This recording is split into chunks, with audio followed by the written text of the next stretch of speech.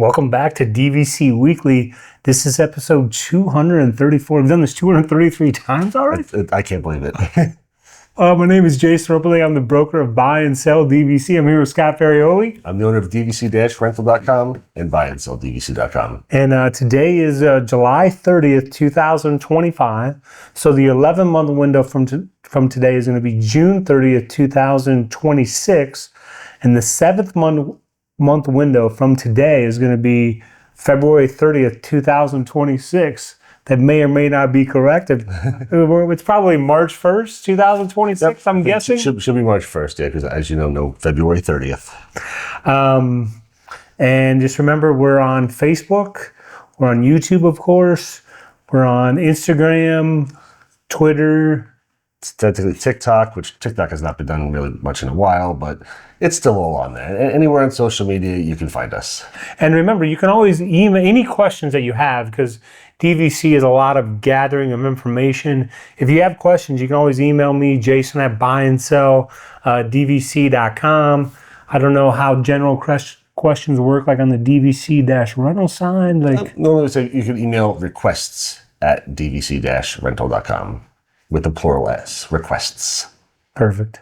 And we're going to go into the buy and sell side of things. And I will say that back in June 2nd to June 6th, it was 4 nights. My family stayed at... That's okay. Yes, go on. Vero Beach. We stayed in a standard in-room, standard view. Now, this was room 2336. I've never stayed in this room before. Now, this was on the 3rd floor, and it was the largest balcony that I've ever had. So if you go out to the balcony and, if you stick your head around the corner, then you can see the ocean, of course. Nice. But it was a very large balcony. And this time there was some rainy days, but we still had a great time. We did the airplanes. Now, I will say that I just have to mention the airplanes. Because I did the airplanes, I was like, what? Oh, the paper airplanes in the lobby, yes. So this time my son, he went... Maybe for those who haven't seen it, explain the airplanes. Okay, so I will say, the airplanes happen like a couple nights a week, or if it's raining outside, then they will bring a bunch of activities inside, including airplanes. But this is one of the scheduled times in the evening, and you meet at a table. They have a bunch of paper out for you to make paper airplanes. Now, the paper airplanes that the staff wants you to make, they're over my head. They're like, if you know high school classes, they're like AP paper airplanes, like the number of folds and everything. So I just go there and I make the old school paper airplanes, the only airplanes I know how to make. Yeah. And I make, usually make like 6 of them. So then each of my sons has 2, I had 2. And then after you make airplanes for so many minutes, then they allow you to throw the airplanes from the 2nd floor. They emphasize, do not go to the 3rd floor. My kids don't go to the 3rd floor. There might be some kids that wander up to the 3rd floor. And then you're throwing the airplanes, and then, they go down, and you go down, pick them up, come back up. But, like I always, we try to get paper airplanes stuck in the chandelier. Well, this time my son tried to make... I'm not sure if you're supposed to be trying to do that, Jason. Well, I will tell you this. I will get to it in a minute. The cast members are prepared if you do, but I'm not sure if you're supposed to. But, so my son made one all the way across to the ledge of the green cabin room.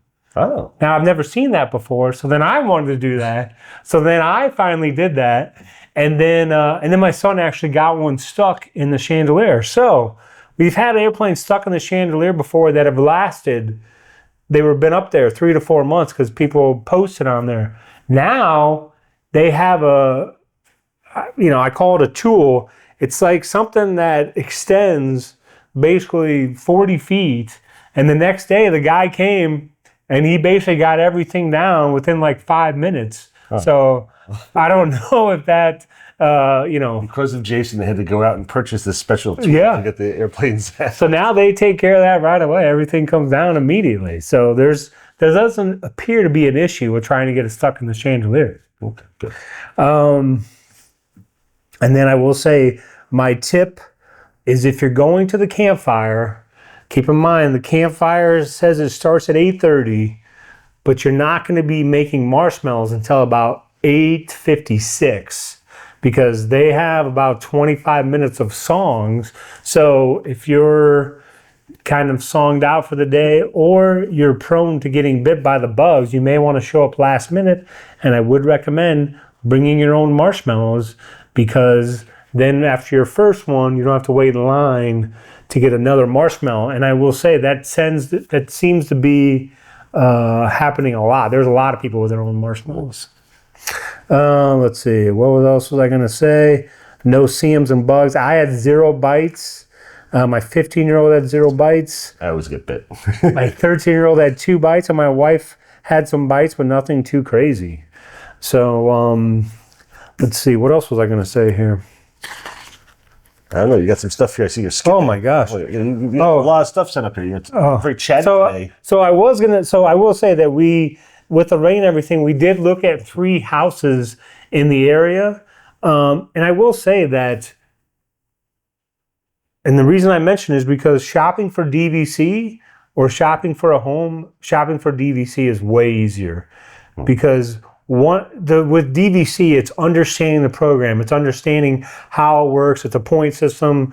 Go on to a DVC point calculator, plug in the different dates you might go, see how many points this room is, look at the end dates for each resort. They all have an expiration date. Look at the annual dues for each resort.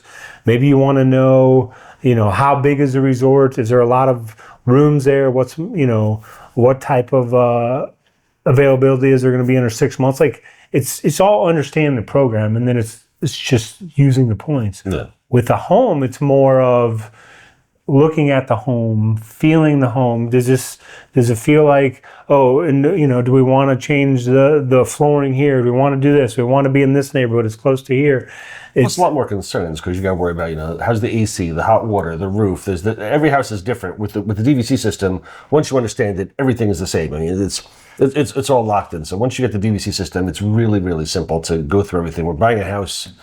Not so much. Yeah. Every house is different, obviously. Yeah. So, and then it makes you appreciate DVC even more because yes, you're paying annual dues, but guess what? Someone's making all those decisions for you. They're deciding when it's time to put new TVs, what TVs they're putting in. They're hiring that out. They're bringing. You know what I mean? There's no worries about anything. Any damage to your house, or water gets in, or a window gets broken. There's so much stuff to worry about as a homeowner. With DVC, everything is taken care of you. You pay maintenance every year, and you just show up every time, and it's beautiful, and your room is clean and ready for you. There's nothing else. Or if there is a problem, you just let them know, and they fix it for you, and they put you in a different room. It's much, much simpler than having a vacation home down here, and you come here and you go, okay, what am I going to expect? It's a lot more worrisome. Even if it's not even if it's your live here. primary residence, yeah. I mean, it's how far is the drive going to be to this or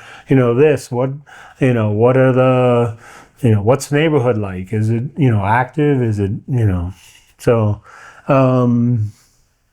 Let's see. And I mean, it's a totally different.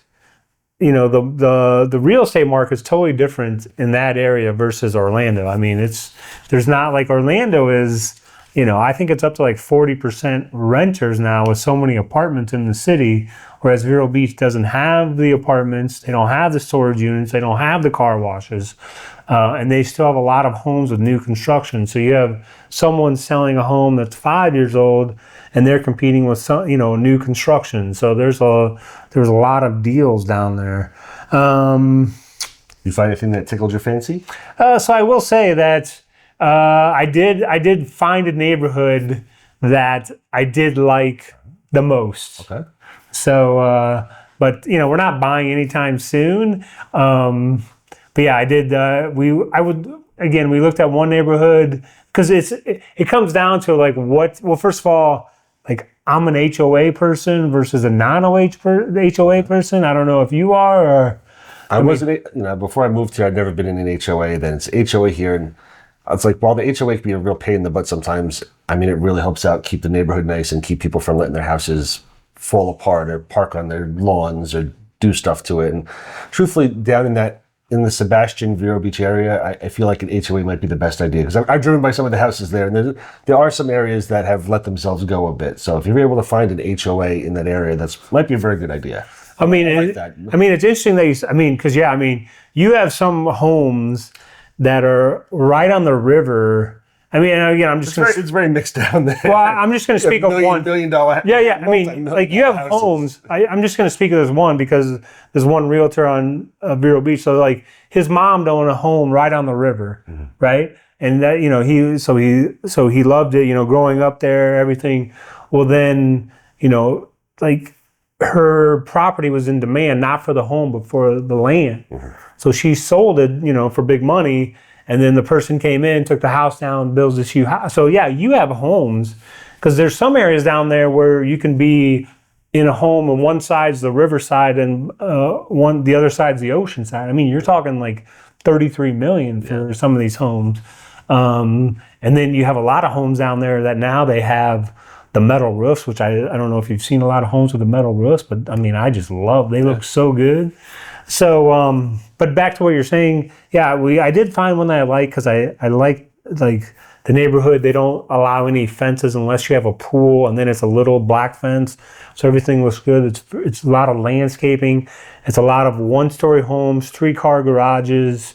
They're built mainly, 2018 or above. Oh, that's the other thing is when you're trying to figure out if you want to buy DVC, you can ask me questions just nonstop. But I understand though that you may decide to buy directly from Disney, or, the listing that you're looking for, we don't have that listing and you have to buy from someone else. When you're dealing with these agents, it gets a little tricky because you're trying to ask as much questions as possible, but then they're like, well, it's not as, I guess, friendly, if you will, on the home side. Let's see, what else was I going to say? But yeah, I did find one, and I like the amenities. It has a nice pool. It actually has billiards, which I thought was a nice option. It has a workout room. It has a library. So, but yeah, if you're looking to buy DVC, it's much simpler than that. And I also was going to mention, they do have a community sale. It's called YSF Community Sailing Vero Beach. I don't know if if you're a big sailboat guy or not, or. Nope, I am not. Okay. So I grew up, my dad had like a little sailboat, like a 2-man sailboat. I loved it. So this place, you have access to all these sailboats on the Indian River Lagoon. I mean, and it's a non-profit. I don't know exactly what that means, but it's only $600 a year to be a member, and you have access to all these, probably like 15 different style sailboats. $600 a year, and you could take them out when you want? Really? You just click the thing to make a reservation, and they do a lot. If you I don't know crap about sailing, but if it was $600 a year, I would learn real quick about sailing and be essentially renting a sailboat all the time. That's fantastic. That can't be right. That's amazing. So I will say it's like a rental car thing. For $600 a year, I can rent these cars whenever I want. Are you kidding me? I'm never owning a car. I'm never owning a boat. I'm not paying $100,000, $200,000 for a boat plus slips and all that stuff for $600. I'm doing that program every day. So again, keep in mind, I don't know. I did go to the place. I talked to a lady. She didn't really have tons of information for me, but I went on YouTube and stuff. Again, this is a nonprofit place. I don't know if this is like a billionaire that owns it or something, but it looks like they do a lot of stuff in the community with kids, and they really try and help out kids, and kids that may not be in the best situation, or even physically challenged kids, and they just do, it just looks like this guy just wants, he shows all the benefits of sailing and everything, and it just looks like, when you watch the YouTube video, it'll almost bring you to tears. So it looks legit, and I mean, into this. Is this like a 10-foot sailboat? No, they're like kayak with. Well, first of all, I like the Hobie sailboats, like the catamaran. I don't know if you're familiar with those. No. And then there's some bigger ones, and then there's the small sunfish ones. Are you familiar with those? Yes. Okay. So the sunfish one's only 8 feet or 10 feet. Yeah, it's like a 2-man sailboat. Yeah. So and of course, if you don't, you would have to do you would have to do a little bit of sailing lessons to make sure that you're aware. But they run these summer camps, all summer for these kids, and these kids it looks like they're having a blast. So, I mean, it's a very cool place. And like you say, and then like Vero Beach, there's also a rowing club where, I'm not sure if you're a rower at all, but there's a rowing club, a sailing club. So it's very active there. So I don't know how, I probably talked way too long. So we'll go on to the food. But this is going to be our longest episode in a long time. I'll be quick on mine, I guess. But now we'll go on to the food review of the week. Come here, I'm gonna eat you! Get in my belly!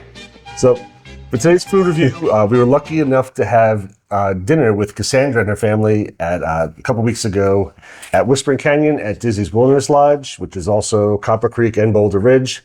Nothing like making it too confusing, Disney. I decided to have the traditional skillet at dinner for $43. I specified that because at lunchtime it's less expensive. I should write on here. So here's what's interesting. They have the identical meat at lunch, but they call it the carnivore. At dinner, I had the traditional skillet. At lunch, they call it the carnivore, and it's $26. So there's a $17 upcharge for dinner for the same exact thing. That seems a little ridiculous. Yep. So you get oak smoked beef brisket, pork ribs, slow smoked pulled pork, citrus herb chicken, Western style sausage, smashed potatoes, baked beans, buttered corn on the cob, and sauteed green beans. Now onto the food. All of it was pretty good. They originally brought me one little, I love brisket. They brought me one little sliced piece of brisket that was from the flat, and it was just complete shoe leather. Literally, I stick a fork in it, held it up, and it just straight across. There's no bend. There was nothing to it. On the refill, though, they brought me several pieces that were from the point of the brisket. Absolutely fantastic. And super moist. Smashed potatoes were also some of the best I've ever had. It reminded me of potatoes from Paula Dean's up in like the Dollywood area. Very buttery, really, really good baked potatoes. We really enjoyed them. Baked beans were rather terrible, to be honest with you. Overall, definitely ate too much. All of it was very good. Wouldn't be upset getting any of it again. Learning that there's a $17 difference has made me think that I may not be going there for dinner anymore. I already have a reservation. My brother's coming to visit. We are going to be taking him for lunch. Is this one of those restaurants where does it close and then reopen, or is it? No, if it's open the whole time, I believe. So I mean, is there? Show up at 3:50, get the lunch, hang out through dinner. Yeah, that's what I'm wondering. Has anyone ever had a 1 minute $17 upcharge? Sir, if you would ordered a minute ago. You're yelling for the waitress to go, please take my order. I got 1 minute left. But overall, absolutely, really, really good. Give it 8.4. Very happy with it. All right, now we're on to DVC-Rental. And this information that I'm reading looks... I don't even know what to say here. This episode, I'm supposed to be talking about my wonderful European trip that I took. That says, as long as nothing happens, I'm going to be talking about my Europe trip. You got to stop saying that, by the way. As long as nothing happens, Guess what? I didn't go to Europe. I won't go into too much details, but we got on the plane to go to Europe and in JFK. As we got on the plane, my wife has kind of like a medical emergency. Once we land in JFK, have to go to the hospital, and that canceled out my whole trip. So what I want to talk about right now is I won't go too much detail about that, is why you need trip insurance. We get trip insurance now. Wait, did you have trip insurance for this trip? Yes, we had trip insurance for this trip. Ever since my son got sick last year, we started getting trip insurance. So on this one, we used Allianz. Let's spell out for the people. Allianz. Somebody should be Allianz. It's a common company? It's one of the bigger companies out there. Allianz. So overall, this trip was covered for, it was $25,000, covers everything. Insurance was $750 for it. You get $75,000 in medical expenses, $1 million in transportation, like if you have to get like airlifted off of like the boat or anywhere.